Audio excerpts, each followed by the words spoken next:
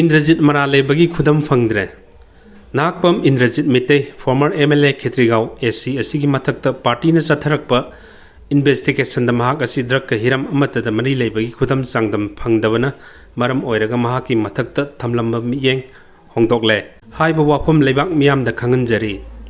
Party na chenak pi khraba RK P3B asigi ayokpa mapa anisuba miyoi asina Ex-MLA Indrajit ki kendra gi political hard worker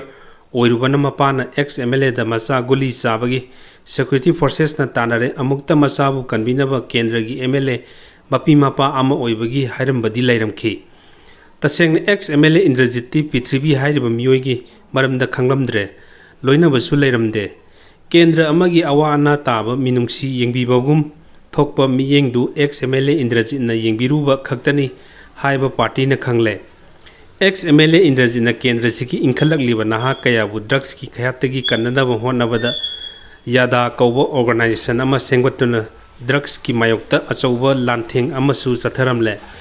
loina na party na Ex-MLA gi mathakta investigation chatharinge da kendra sigi mafam kharada party bu miyam da lana uhannaba honabada Ex-MLA gi ijat sokpa yaba wahi wata iba poster kaya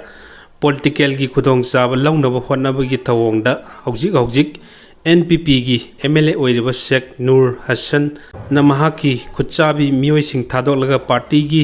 maikhum upladuna ka henba thabakaya sathabagi report party na fangle maram asina MLA Nur Hassan amadi party gi maikhum uptuna poster thelamba miyoi sing gi mathakta inquiry sathaduna thabak paikhalagani